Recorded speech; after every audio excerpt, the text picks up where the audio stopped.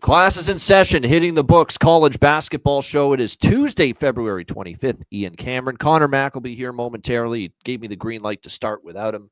So here we are. Let's get into it. Tuesday college basketball slate. This is our last week, by the way, that we'll be doing just 3 shows a week. We plan on going Monday to Friday starting next week, the first full week of March. So we're excited about that. We'll probably keep it at the same time, 5 p.m. Eastern, 2 p.m. Pacific. So looking forward to that. But first of all, we got to get to next week first. We have 3 more shows this week, starting tonight with this Tuesday card. Let's get into it. We've got Florida and Georgia in the SEC. Florida 6.5-point road favorites. The total here, 149.5 in this game. From a Georgia standpoint, you are devoid of a lot of big-time wins that move the needle as far as building my tournament resume or trying to make it. So this is a huge game for them.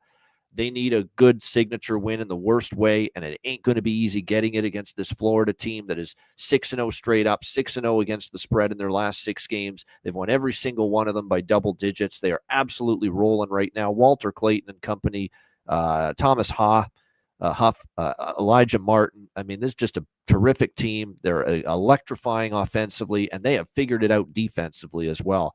That's, I think, what Todd Golden needs to be given a lot of credit for. This team now defends, which they did not do last year. So it's not going to be easy for Georgia, but they need a win of this magnitude if they're going to put themselves on the right side of the NCAA tournament bubble. So I expect, an all-out effort here from Georgia. They've gone over the total, by the way, for their last 5 games. They have picked it up at the offensive end, but at the defensive end, they've been absolutely gashed back-to-back losses against Auburn and Missouri, and you put certainly Florida in that magnitude. I think a spot perspective says bet Georgia, Mike White against his old team, but unfortunately betting Mike White against his old team didn't work the last time they played Florida. They got absolutely destroyed by 30 points. They only lost by 6 to Florida last year at home, 88-82, and that would cover the number here. Spot-wise, I get the reasons for liking Georgia. I lean that way too, but it's just very difficult to step in front of Florida. I like this game over the total, actually. I think it does get over the number. Georgia's not playing great defense. They have been shooting the ball good, though, especially at home. They've put up 81, 75, and 74 points their last 3 home games here at the Stegman Coliseum. So I think this game gets into the 150s. I like the over more than anything here. Baylor and Cincinnati. We've got Cincinnati 2-point home favorites, 136.5 the total. I like the Bearcats here at home. Cheap number, just asking them to win. I'm not exactly liking Baylor and what I'm seeing at the moment from them. They have struggled really both ends of the floor. Cincinnati, Wes Miller's team has really picked things up of late. And you look at this Baylor Bears team, it's just they've been very, very disjointed. One game the offense doesn't work. One game they struggle to make shots, and then the next game they could give up 80 points. There's been very little consistency and cohesion with this team, at both ends of the court, game in and game out. That continues to be a problem for them. I think Cincinnati on their home court, good chance they get the job done here at home. Baylor, just not a team I'm interested backing right now. Not liking their form whatsoever. Bearcats kind of trending up, Baylor kind of going the other way. I think this game does stay under, too. Baylor's had some issues at times scoring it on the road in particular. I think might see this game end up being a little bit lower scoring as well with Baylor and Cincinnati. All right, Duke and Miami. That's obviously reversed. Duke is a 22.5-point road favorite. Miami, 22.5-point home underdog, 152.5 the total. Now, Duke just came off playing the perfect game. They absolutely beat the shit out of Illinois. It was just a flawless game. I mean, both ends of the basketball court. Although Illinois kind of played into Duke a little bit, just shooting a ton of threes. I didn't understand, quite honestly, the game plan that Illinois was going with. But nevertheless, it certainly didn't help their chances. But, Duke has been absolutely outstanding, obviously, 9-1 in their last 10 games. Just absolutely spectacular. And Miami has obviously had a dreadful season. They looked like they were starting to turn a corner a little bit, at least point spread wise. They had covered 5 in a row. They'd been competitive, 10-point loss at Louisville, 9-point loss at Pitt, 8-point loss at Florida State, but bottom fell out in their last game. They lost by 13 at home against Virginia Tech. Not a great Duke spot. They're off, the most convincing, dominant win of their season, national television at the world's most famous arena, Madison Square Garden. Doesn't feel like a spot you want to be laying 23.5 points with or 22.5 with Duke in this game, but very difficult to trust Miami. I mean, Miami already lost by 35 earlier this season at Duke. Last year at Miami, it was 84-55 for Duke, another absolute bludgeoning. So it's just, I get it. It's not a spot I'm looking to lay the points with Duke, but it's difficult. It's a leap of faith if you're going to take Miami. I think the over might be the look here. Duke has been just ripping up the points. Miami defense certainly doesn't show much resistance. It's just, can Miami score enough to help this game go over the total? I think at home, at least, they've got a little bit of a better chance to help this game go up and over the total. And by the way, Duke has gone over in 3 straight games. 3 straight games for the Blue Devils have gone over the total, and it's because their offense is clicking right now. And it's everybody getting into the mix. It's not just, obviously, Cooper Flagg. It's been Kneppel has been terrific. Tyrese Proctor, Zion James, Kaman Malak. I mean, they've been all outstanding. Isaiah Evans. They're getting a little punch off the bench as well. I mean, this is a very, very good Duke offense right now, and that's probably why I think they power themselves to pushing this game over the total. All right, Georgia Tech, Pitt. We've got Pitt 9-point home favorites, 140.5 the total in this game. This is that classic spot, classic late game betting situation that I like a lot in college basketball. You've got a Georgia Tech team that lost at home earlier this season in ACC play against Pitt. And now in the rematch here, they're going on the road as an underdog, getting 9 points in revenge. This has been a very good, profitable angle. Last night, it was terrific. I mean, there's so many of these games, I can tell you, where it was this angle with the losing the first game against a conference opponent at home, and then you're on the road in the rematch as a road underdog getting points. North Florida cashed in this role. Northwestern State cashed in this role. You go on down. There was a really good night for a lot of those. Eastern Kentucky should have, but they missed by a half a point in a game they probably could have won, let alone just missing the point spread cover. But this has been a very good betting angle. It says to bet Georgia Tech here. And I do think they make this game competitive. Pitt's not a team I'm saying let's lay 9 with the Pitt Panthers right now.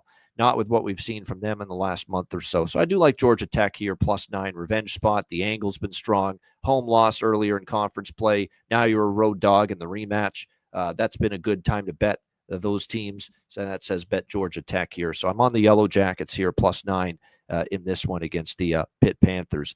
All right, we move along to Iowa State and Oklahoma State. Next up here in the Big 12, we've got Iowa State 10-point road favorites in Stillwater. 149 is the total in this game. Now, a very banged-up Cyclones team, and we saw that, obviously, against Houston over the weekend on the road. But I got to give the Cyclones credit. They still battled despite being a little bit depleted, and they gave Houston everything they could handle. Question is going to be now going on the road against Oklahoma State with still a bit of a depleted group battling injury. Do they have it in them here to maybe keep this one or be able to win and extend and win by margin here on the road against Oklahoma State? That ends up being the big question. Oklahoma State's a tough team to figure out. Obviously, they're coming off an absolute beatdown at the hands of Kansas. Kansas was not playing well until they played Oklahoma State in their last game. And obviously, Kansas had their way with Oklahoma State. And that's the problem with Oklahoma State most of the year. The Cowboys have had certainly their share of issues on the defensive end of the basketball court. We'll see if they can rectify those. They did beat UCF their last home game, but they're kind of a hard team to pin down what you're going to get from them, even on their home floor here at Gallagher-Iba Arena, because they lost by 14 at home against Arizona. They won by double digits against Arizona State. They got beaten down by 38 points at home against Texas Tech, and then they beat UCF at home. But there is a common thread here. They haven't beaten really good teams, or they've been blown out repeatedly by double digits against the really good teams here on their home floor. Texas Tech beat them by doubles on this floor. Arizona beat them by doubles on this floor. And if those two teams can do that, maybe Iowa State can, even if they're a little bit banged up. It's a tough game. It's not one I have a strong opinion on. I'm probably going to leave it alone, but certainly Iowa State, I am a little concerned about going on the road and laying doubles with a team that's kind of going through some injury concerns at the moment with this basketball team. All right, we go from one Iowa team to another. We've got the Iowa Hawkeyes and the Illinois Fighting Illini. Big Ten action here. We've got Illinois about 9.5, 10-point home favorites. The total here, 170.5 across the board in this game. Now, maybe Illinois is broken. And maybe that was a sign of it on Saturday night at Madison Square Garden. Like, that was ugly. That was basically Illinois' recent cold streak coming to a head in the most embarrassing fashion imaginable. To not only lose that game, but lose it, in a national television audience by a 110-67 score, losing by 43. And look, Duke is playing as well as anybody right now. But that's now three straight losses, three straight double-digit losses for Illinois. You got to hope they eventually figure it out. I get the feeling, though, even though there's a young group and maybe they're a little bit fragile right now, because look, they lost a lot from last year. And now you got to trust a lot of these younger kids on this team. Yakachonis is a good player, but he's young. Ivasic is a good player, but he's young. Kylan Boswell, Trey White. You go on down the list. This is a really young team compared to last year. And sometimes with the young teams, when things start going south and going off the cliff like they have for Illinois the last 3 games, it's difficult to kind of get it back on track. But if there's a spot and an opponent, more specifically, that Illinois is capable of bouncing back, it's Iowa, because Iowa doesn't defend worth a shit. We see it over and over again. I know they beat Washington, but Washington's not a great offensive team. Great Osobor is their offense. It's not like they have guys consistently that step up and make shots, for the Washington Huskies. And even in that game, they're giving up 79 points. Before that, they lose to Oregon. They give up 80. 80 is commonplace given that kind of points up, this Iowa team. 101 allowed to Maryland on the road. 74 allowed to Wisconsin. 90 allowed to Purdue. Remember the first meeting against Wisconsin, they gave up into the hundreds versus them. So this is an Iowa team that doesn't guard. This is an Iowa team that doesn't defend at any sort of reasonable level. This is also an Illinois team that has won 7 of the last 8 meetings head-to-head versus the Iowa Hawkeyes. You look at what they've been able to do at home. They beat them last year by 10, put 95 points up on the board. I think I'm going to take my shot here with Illinois, laying the 9.5, laying the 10, and I'm going to split it up with their team total over, which is 90.5 for this game. I think they get into the 90s. They need a feel-good performance. If this was Michigan or Michigan State or a better Big Ten team, maybe I'd question if Illinois could get themselves out of this rut. But they're at home. They're against an Iowa team that doesn't guard half the time. I think it's a spot where, and Illinois got to have some kind of fire in themselves, you would think, after just an embarrassingly horrendous performance against Duke on Saturday. So I'm going to take my shot laying the 9.5, 10 with Illinois. And also I like the team total for Illinois here, over 90.5. I do think they get into the 90s. They put 95 on the board last year at home against Iowa. And I think there's a chance they might be able to duplicate that feat here again tonight. All right, Washington and Wisconsin as we stay in the Big Ten. We've got Wisconsin, 14-point home favorites in this game, and the total sitting at 148.5 across the board. Bounce back spot for Wisconsin, you would think. They lost a tough one at home in overtime against Oregon. Really, they should have won that game. They were up by doubles, and just what a comeback by Dana Altman and the Oregon Ducks.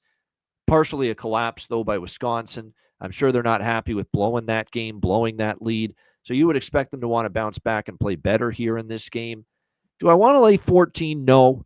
But this is one where I do like their team total, kind of like the last game. I feel a little bit better taking Wisconsin's team total over 81.5. I do think they can get into the 80s here against Washington. Washington's another team where defensively you don't know what you're going to get.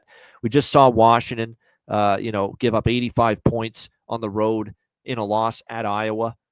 If they give up 85 at Iowa, why can't they give up 81 or more here to Wisconsin? A Badgers team coming off a bounce back in a bounce back spot, coming off a loss to Oregon, and a Wisconsin team that prior to the loss against Oregon, 95 scored on this floor against Illinois. They went on the road at Purdue and hung 94 points on the Purdue Boilermakers. This is a team that also has put up 83 at home earlier in Big Ten play against Nebraska. So they've been consistently, especially at home, getting into the 80s. I think they can do that here. So I like the Badgers, but I'm going to isolate their team total instead of lay the 14, and I'm going to take Wisconsin team total over 81.5, which is where their team total currently is here for this matchup against the Huskies. All right, back to the SEC we go for this one. South Carolina and Missouri.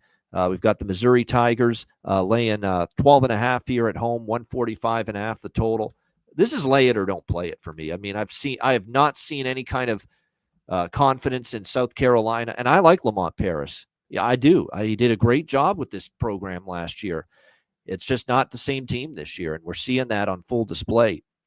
I mean, they have had some ugly, absolutely horrific results, throughout the course of the SEC season here, and especially on the road. They've been a very difficult team to trust. Missouri gets a little bit of a wake-up call, losing to Arkansas over the weekend.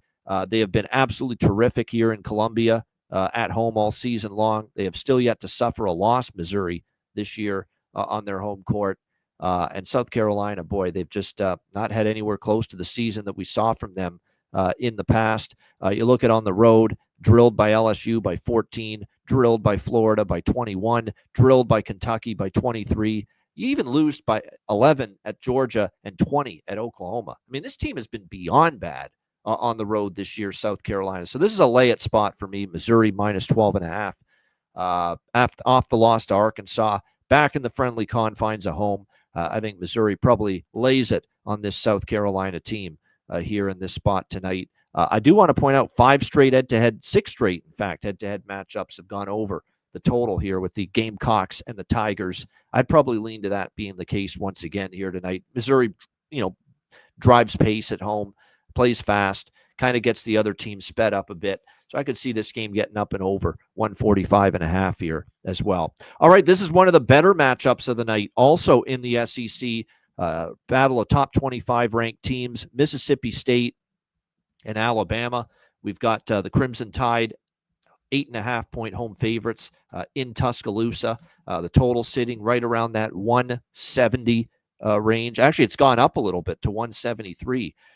So I got a good number on over 170. Like these Alabama games, they find a way to go over. We've talked about that. That would not shock me to see that again going into this game tonight against Mississippi State. As far as the side, so I like the over in the game. As far as the side goes, though, this is, again, Alabama won in Starkville, 88-84, back on January 25th. Alabama went on the road and won at Mississippi State. So we've got that angle in play here where you've got Mississippi State, road underdog, in revenge after losing at home earlier in conference play. And that angle says to bet Mississippi State here, plus the 8.5, which I did. I am a bit concerned, though. This has not tended to be a great matchup for Mississippi State. Prior to the 4-point home loss to Alabama this year, you look at last year, they lost by 8 at home to Alabama. And then in Alabama and Tuscaloosa, the last 2 games, my goodness, blowouts, both of them. Actually, I think the game in March was the SEC tournament. But last year, here in Tuscaloosa, it was 99-67 in favor of Alabama. So it was an ugly beatdown there in favor of the Alabama Crimson Tide. We'll see if Mississippi State can be a little bit more. But that angle does say bet Mississippi State. And I tell you what, that angle doesn't always win. As you know, no betting angle or trend that you bet is going to go 100% ATS. You're going to have some losses along the way, but I can tell you for sure it's been more profitable than not taking these road underdogs in revenge in conference play when they lost the first meeting at home. And that's exactly what we've got here with Mississippi State. So I'm going to take the Bulldogs here, plus 8.5. Like I said, I do have some matchup concerns. This hasn't been the Chris Jans coach defense that I think we kind of expected to see from them throughout the course of the season. But like I said, I do think that is concerning in this matchup. But they have picked it up offensively. And Alabama, sometimes their defense gets lax at times and can let you back into a game. So Mississippi State plus the points. I bet over, but again, I have a better number than what's out there right now. I got it at 170.5. It's up to 173 right now with it. But like I said, I do think we'll probably see a higher scoring game here in this one. All right, just a few games left. Next up, we've got Tennessee and LSU. Again, C-Max doing a lot of stuff today. Busy day for him. He said he's going to try to pop in. If not, He'll probably rejoin us tomorrow on the show. I just want to point that out there. He is going to try to get in here before the end of the show. But if not, we'll see him tomorrow. In the meantime, Tennessee, LSU, we've got Tennessee 10.5-point road favorites, 139.5 the total in this game.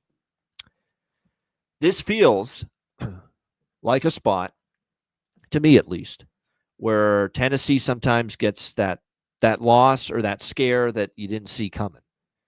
And I think this could be that. Now, LSU is not a team I've been overly impressed with, but they just gave Matt McMahon, their head coach, an extension, a vote of confidence.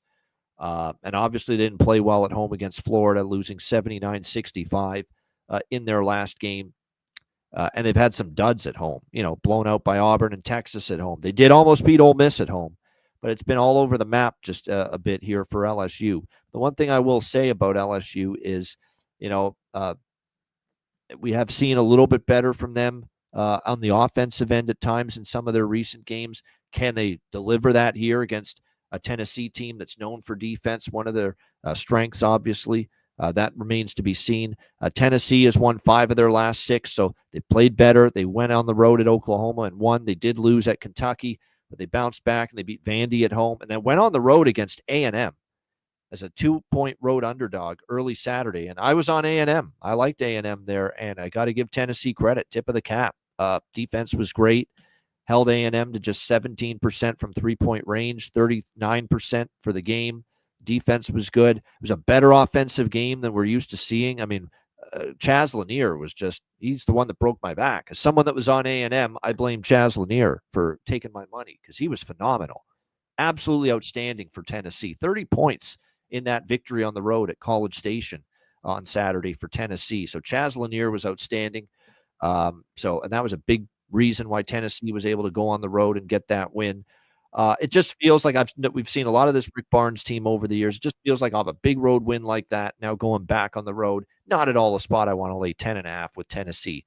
So I did grab a small little bite with LSU here plus 10.5. It's tough to trust them because they can get blown out very easily, and we've seen that easily at times, even at home. But I just feel Tennessee, this is one of those spots where they may win, but they win in a grind rather than just overpowering and dominant showing over LSU here tonight. C-Mac is with us. Here he is. He is in the house. C-Mac, good to have you. What do you think here, Tennessee, LSU? Made it. Yeah, Tennessee. What a big win, like you talked about on the weekend. And when I get to this game, touch on the total, I lean under, but I don't love it. I've been looking at LSU too. I think they played better, like maybe the first half. That's what happened on Saturday. But they were up by 6 or 7, I think, at halftime. It just crumbled. It seemed like, I don't know, I think it was like the last around 8 minutes of that game. Just, Florida went on a run. They played well defense, but the LSU couldn't hit a shot. So I've been kind of looking at that here today in this game a little bit. Maybe LSU can hang around. They've just been tough. I haven't really bet them all year a ton, so this is a wait for me. Just lean on the under and LSU here. Early. All right, good stuff there. All right, we roll along. Just a couple of games left here. We got 2 late night games here on our game-by-game previews. New Mexico and San Diego State. Little Mountain West showdown here. San Diego State, rather, at Viejas Arena. 2.5-point home favorites. The total here in this game sitting at, looks like 144.5 across the board in this game. Now, New Mexico won at the Pit earlier this year against San Diego State. San Diego State's at home. They're laying a short number. They're at home. A lot of people are going to want to bet them here, and I get it. From a revenge spot standpoint, I get it.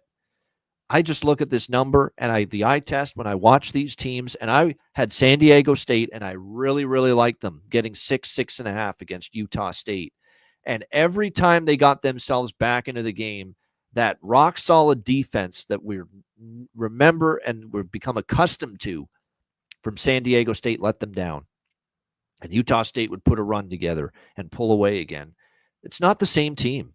And I like Brian Dutcher, and I love his mentor, Steve Fisher, before him. But this is not the same Aztecs team. They're just not as good this year. You see it. There's just something missing. Something is off. And, of course, Ledee was such a great player for them last year. They miss him. I don't think the players they got this year are nearly as good. And when I watch this team, they have spit the bit now multiple times in these games against the really good teams in this conference. And New Mexico's been able to go on the road and win games. I got to admit, I'm taking the points here with New Mexico State. Not New Mexico State, that's wrong. New Mexico. I don't know why the state's in there. There we go. New Mexico. The Lobos there. New Mexico, I like him. I just think when I watch these teams, New Mexico's the better team, better players, better roster, more talent, more firepower, and they can play defense when they want to as well, New Mexico. And I think they got a chance to go into San Diego State and sweep the Aztecs this year. So I'm actually taking New Mexico here in this game. C-Mac, what do you think? That could happen. I mean, you hit on a couple things there. I don't think, this is the best San Diego State team. The one thing in that game, which I think they get back to, is playing better defense. They couldn't make any of their free throws, of course, it seemed like. And Utah State was getting to the line, draining all theirs. Yeah. And it seems like they had 35. Maybe I was a little high here. I had it pulled up. I think it was 31. Anyways, yeah. So they just took it to them. New Mexico has beat them, 3 of the last 4. I do think they have the better team. But off that loss, I'm a little shocked here. This total's moved up. And I think points could be scored. But if San Diego State has got to win this game, I think you got to bring their defense at home. And that's how these games have kind of been the last few. There have been some overs, some higher scoring games. But New Mexico's defense a little bit better. And I just think San Diego State has to slow this down to win it. I don't think you want to get up and down here with New Mexico. So I'm a little shocked it's moved up. But that doesn't bother me. 145, 144.5. I'm looking at the under. Gonzaga, Santa Clara. This is interesting. Gonzaga 6.5 point road favorites, 162.5 the total. People thought Gonzaga was getting their revenge against St. Mary's after losing in Moraga at St. Mary's. They faced them again at the Kennel, and St. Mary's beat them again. Not just beat them, they led wire to wire. They were the better team. They were in control, St. Mary's, in that game. And now I see people lining up, they lost at St. Mary's twice, and they lost to Santa Clara at home in the Kennel earlier this year. Yeah, let's lay 6.5 on the road with Gonzaga. Not me. Not this better. This has been a tough matchup for Mark Few going up against Herb Sendek and this Santa Clara team. Santa Clara gave them fits last year at home. Gonzaga did win at Santa Clara last year, but it was like nip and tuck. It was like a 4-point win. Went right down to the wire. Give me the points here. I think there's something wrong with Gonzaga.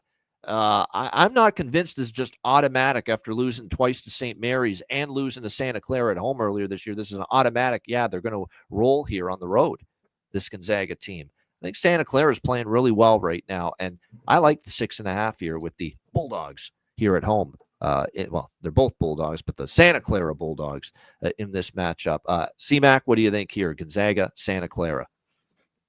Yeah, Santa Clara beat them already this year. They beat them last year at home by a point. Yep. They shot the ball great in that first matchup. I mean, one thing Washington State doesn't play any defense. Watching them, it's Santa Clara in that game where they just drilled him. Couldn't fucking miss. No. I mean, especially from 3. 23 to 38. I mean, they were seems like they were making everything in that game. I mean, if this offense keeps playing like that, I don't buy Gonzaga. I talked about, they're still very good offensively, kind of compete off teams, but they're still not tough. They're just not tough defensively. That's why they've struggled with St. Mary's, especially lately. Santa Clara, this game's going to go up and down. I lean over this total. I mean, is the shooting still going to be as red hot? I don't know. I kind of lean over, but there's no way I want Gonzaga, even after the loss. Here, I think Santa Clara can hang around in this game. I agree with that. All right, there you have it. There's the Tuesday slate game by game. Shout out to everyone in the chat. We'll just do the roll call now so that we can sign off right after. Timothy, Old E, Justin, Resmob, Thomas, Nick, we appreciate all you guys in the chat. Hit the like button if you haven't done so already. All right, that time of the show. Games we have not discussed that you like, that we haven't mentioned. C-Mac, we'll start with you. Yeah, I believe to this over here. Illinois State, Southern Illinois, over 144. Southern Illinois, all of a sudden, after shooting it red hot to start the year, have been cold, and that's been a problem with their games going over. But I thought that was a pretty light there in that matchup. Old Dominion plus 10.5. I think they're live in that game. I mean, Marshall's better, but I just don't buy it at all. Hey, that's that angle that I've mentioned all show long. Again, about Old Dominion there. Old Dominion lost at home to Marshall. Now they're on the road as an underdog, getting points in the rematch with Revenge. That's been a great angle. Great angle. Yeah. Passed multiple times last night, that angle, by the way. And when you look at these teams, like I want a team that's been pretty good on the road. Old Dominion's been decent on the road. I just don't think a team like Marshall should be laying it. I'm also looking at Ball State, catches 7.5 at home. Here, last one. Let's just throw it right now. Best bet. Give me an over here. Man, over. Indiana State, Murray State, over 149. Okay, over. Best bet. Murray State does not play fast, but they've been very efficient lately. And Indiana State does play fast, and they've been shooting really well. So as long as you get Murray State not jacking up a bunch of bad shots and missing a ton and still being solidly efficient, Indiana State's pace and offense at plus and good enough efficiency from Murray State probably gets that game over the total. I agree. So there you go. Indiana State, Murray State over. Best bet for CMAC. Just quickly for me, Georgia Southern at home in a revenge spot against App State. I like Georgia Southern there, +2. I'm with CMAC on Ball State. I like Toledo. Toledo's in that same situation too. Kent State beat Toledo at Toledo, and now Toledo's in revenge on the road getting points. I like the Rockets there, 7.5 against Kent State. Buffalo Central, Michigan over. St. Louis, I'm taking them on the road against Davidson. I think they get the job done there in that one. Ohio, Western Michigan. Ohio off the big win. I could make a case for the Western Michigan side there. That's probably a high-scoring game too. I'll save my best bet for the end of the show, but it's a MAC game, Mid-American Conference. That's what I'm going with for best bet. I'll save it for the end. I think that's about it. Really, there's not really. Oh, sorry. So you mentioned Southern Illinois State over, which I like as well. I like the Southern Illinois side. I do like them as a slight home dog there against Illinois State. Troy, I know Scott Cross has had issues against Texas State. It's been a bad matchup, but Troy lost at home to Texas State. Troy also a couple games ago lost a ridiculous game. It was a huge favorite against Louisiana. I think Troy goes on the road and beats Texas State. In the big games on the road against the best teams in the Sun Belt, they've played their best. And I think you get that from Troy tonight. I think they do on the road. I think so, too. I lean under in that. Texas State has been an over team, but surprisingly, Troy more of an under team. So, and I think it was a little bit high. That was one total. I was really looking at that under Troy, Texas State, 142. There we go. Lindenwood, Western Illinois over. Lean to the home dog. Western Illinois just a little bit there. And then other than that, Wyoming. Nevada can't be laying 13.5. Sometimes it's really that simple. I know Wyoming can be a little flighty away from Laramie. They can be blown out on the road. I don't know if Nevada's a blow them out kind of team right now at all.